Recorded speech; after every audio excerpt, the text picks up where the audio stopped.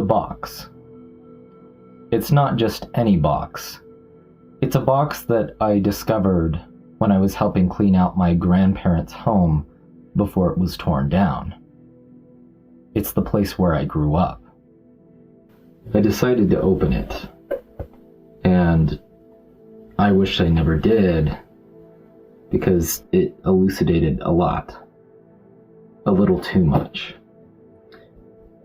It's completely altered my perception of my family, and I don't think that I'll ever be able to look at my grandparents the same again. It makes me wonder if I'm implicated in this in any way. It's said that you're not responsible for the actions of your ancestors, but I can't help but feel that I'm connected in some way, as if I have to atone for their involvement in this. I would never want anyone seeing this, what's inside this box, or any of this information being released to the public. I never want anyone knowing this about me. It needs to be reburied.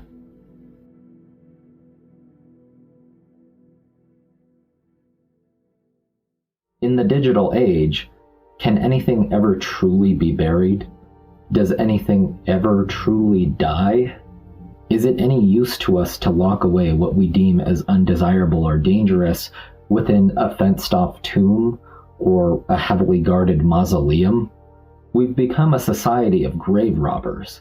The higher we build the walls and watchtowers, and the brighter that the spotlights are, the more tempted we are to know what's inside.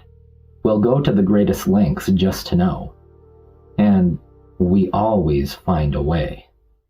Cancelware, a term that I've coined for products such as video games, movies, music, or any piece of media that's been deemed as problematic, dangerous, politically incorrect, or harmful in some way. Under the guise of modern social justice culture, we try to boycott these pieces of media or bar access from them. We warn others against indulging in them, and we socially reprimand those who enjoy them, and sometimes we even ostracize those people who indulge in these pieces of media. What's the result of these actions? We instead place a spotlight on these forbidden pieces of media, heightening a sense of intrigue and temptation within those who supposedly should be avoiding them. When the release of Hogwarts Legacy was looming on the horizon, there was a rally to boycott the game due to its association with the turf queen herself, J.K. Rowling. The cultural outcry and controversy associated with the game only bolstered its publicity, acting as a form of inadvertent marketing for the game. Hogwarts Legacy would have sold fine without the controversy, but the attempts to sway public opinion against the game only helped it soar to astronomical heights of success. Hogwarts Legacy was meant to be hidden away within a maximum security facility, but where it's being housed, culturally speaking, might as well be a public museum because there's no stopping the public from engaging with it. The release of Hogwarts Legacy was a significant cultural moment, but a necessary question arises when thinking about these pieces of cancelware. Do we even care about what's inside, and are we even concerned about its quality? When you're able to look past the cultural outrage, the controversy, the allure, and maybe even the nostalgia, Hogwarts Legacy is often lauded as a good game. Not horrible, not great, but just a good game. Common criticisms of the game that I've seen are that the storyline wasn't all that compelling, that the combat could have been improved upon, and that Hogwarts Legacy lacks a sense of choice and autonomy that other RPGs offer. And I've even seen the game be compared to the launch of Cyberpunk 2077. Ouch. Some, or many, refer to the game as a 7 out of 10 game. But that doesn't seem to matter. that doesn't seem to be what's relevant. And that's an important factor that we'll get to later in this video. The cancelware effect transcends all mediums of entertainment. The film, The Sound of Freedom, generated a great deal of controversy due to the fact that the film focuses on the theme of child trafficking, and somehow that got linked to the American right wing's concerning obsession with pedophilia. The lock was broken and the gate was pried open, allowing the masses to spill inside of The Sound of Freedom's cultural enclosure and to set it free, propelling the film towards great success, despite the fact that the film isn't necessarily anything miraculous or groundbreaking. Shifting over to the realm of music for a moment, the provocateur extraordinaire, the man who solely feeds on controversy, Ye, formerly known as Kanye West, recently released a new album, Vultures Volume 1. Despite Ye's questionable behavior, and despite the cultural backlash to that questionable behavior, and despite Apple Music removing the album temporarily, a few times it seems, Vultures was going number 1. The label of cancelware was placed on this piece of media, and to no surprise, the masses flocked to it. As someone who's been a Kanye West fan for quite some time now, I can say with confidence that Vultures is easily one of his worst projects to date.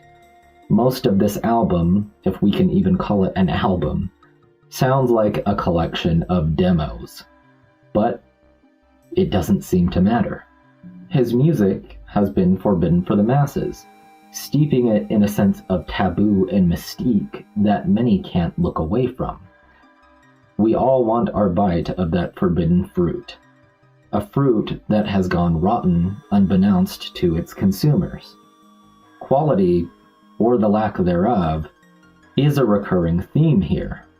The most recent piece of media that's been dubbed as cancelware is the upcoming PS5 exclusive Stellar Blade, which is a sci-fi dystopian hack-and-slash game that features...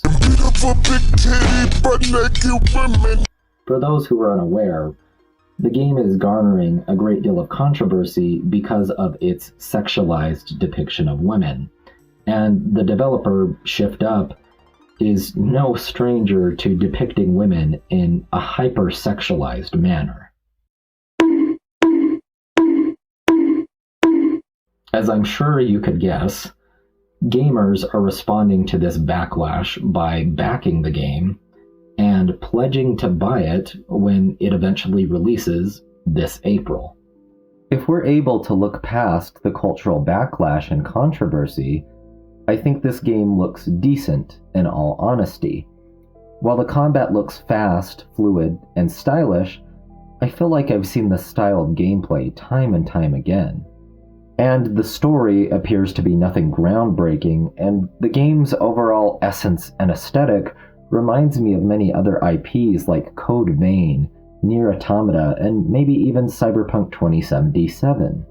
Despite its stylish nature, there's something about this game that exudes a sense of artificiality and vacuousness, as if it was created on an assembly line, produced for a specific purpose as a product, rather than as a work of art. While I could be wrong, I have a feeling that another 7 out of 10 game is upon us, but its quality will likely be irrelevant. This irrelevance of quality leads us to a pressing question about our current cultural landscape. Are we just consuming media out of spite? Unfortunately, I'd say that the answer is yes. We shouldn't be consuming media just to spite our ideological competition, nor should we be pedestalizing art solely because it outrages those that we disagree with. We should celebrate art on its merits, perceived quality, impact, and innovation. When we consume art and media out of spite, our attention is shifted away from the content and the subject matter within the art and onto the act of consuming art. If art's value and its ability to make a statement is predicated on how it's consumed and not what it's communicating to its audience, then what we're consuming is no longer art, it's just a product. And if this product's value and meaning is relegated to its ability to be consumed for reactionary purposes, then what exists inside will be nothing more than a lifeless amalgamation of buzz topics, contentious iconography, and hollow and uninspired writing. The creation of post art will require those who create it to do nothing more than tick a series of boxes that will raise the dopamine levels of consumers and nothing more. When that happens, there will be little to no difference between AI-generated content and the utter mediocrity that we're beginning to pedestalize now. If our world is devoid of art, then our lives will become that much more colorless and grim. Not only will we be deprived of a much-needed escape from the horrors of potential societal collapse, we'll also be deprived of the very tools that will allow us to expand our minds and to view this world from within a new lens. Art challenges us, prompting us to question what we think we know about the world around us and what exists inside of ourselves. Art equips us with the ideas that may allow us to make this world less horrific and more prosperous, even after a hypothetical collapse. Within art, as well as history and philosophy, exist the ideas that allow us to rebuild a better world. Without art, our society will become less curious, less inquisitive, less ambitious, and perhaps even less bold.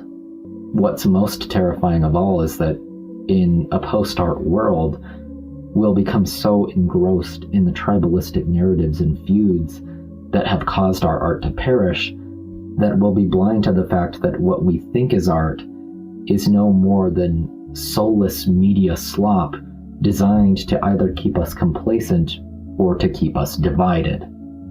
This is a world that none of us should desire to live in. If we want to avoid such a future, we must change the way that we're reacting or responding to divisive media in our current digital age. We must recognize that our current culture is characterized by a mistrust of institutions and those who are protected or represented by institutions.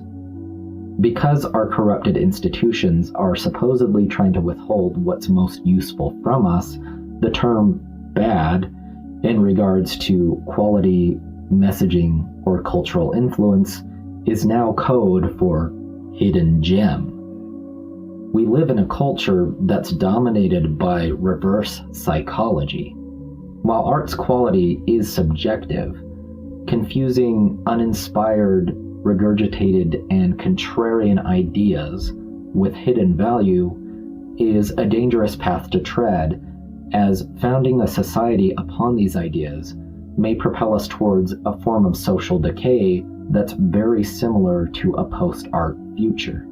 We must find a more effective alternative to the idea of canceling media. Rather than trying to culturally detain cancelware, most of the time I think that we should allow it to be free.